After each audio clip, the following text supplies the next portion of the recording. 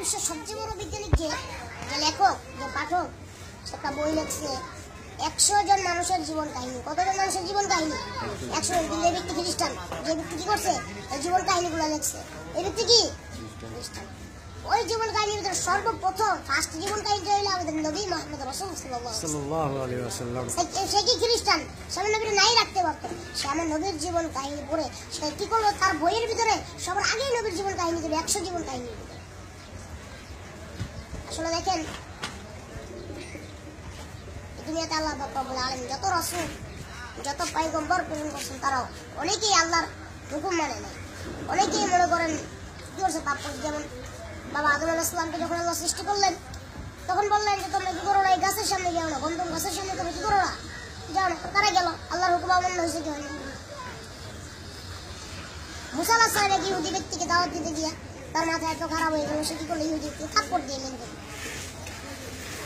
এরকম নবীর একটা না একটা, কিন্তু আমাদের নবী এত ভালো ছিল যে তার জীবনের ভিতরে কোনো ভুল নেই। তার জীবনের ভিতরে কোনো কি নেই, কোনো ভুল নাই।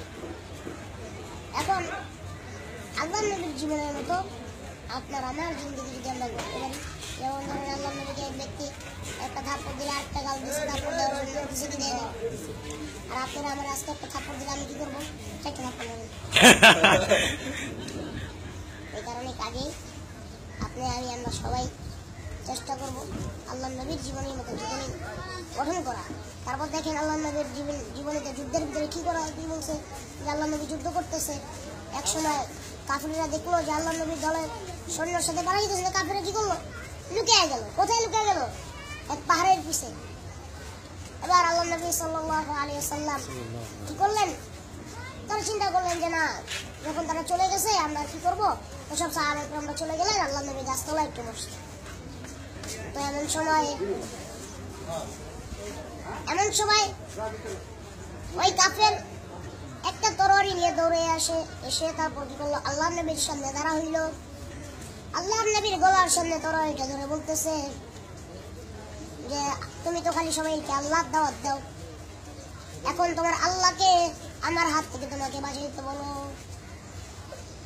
দাও, তোমার আল্লাহকে তুমি রাখো, তোমার আল্লাহ তোমাকে আমার হাত থেকে বাঁচাইতে পারে। এখন আল্লাহ নবী আল্লাহকে ডাক দেন, সঙ্গে সঙ্গে ওই কাফের হাত থেকে তরবারি কাঁপতে কাঁপতে কি হলো? মাটিতে পড়ে।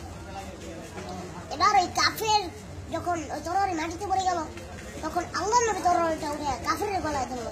এবার বলতেছে আমার তো আল্লাহ ছিল, আমার বাঁচিয়েছে, তোমার কি বাঁচে? আমার কি ছিল? আমার আল্লাহ ছিল, এই কারণে আমাকে বাঁচিয়েছে। কিন্তু তোমাকে কি বাঁচাবে? তুমি তো আল্লাহকে মানে না। এবার বলতেছে ইয়া রাসূলুল্লাহ, ইয়া হাবিবাল্লাহ, আমাকে যে আল্লাহ বাঁচিয়েছে, আপনাকে যে আল্লাহ বাঁচিয়েছে, আমাকে সে আল্লাহ বাঁচাবে। সুবহানাল্লাহ। এবার এই ব্যক্তি কি হলো? নবী সাল্লাল্লাহু আলাইহি ওয়াসাল্লামের হাত ধরে কালিমা পড়ে মুসলমান হয়।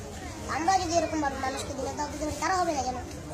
কারণ আমরা একজনের কাছে 4 দোকানে মানুষ খেলা দেখতেছে, আমি ওদেরকে নামাজের দাওয়াত দিলাম, নামাজের সময় এসে এই নামাজের সময় এসে আসুন আপনারা। এর দায়িত্ব।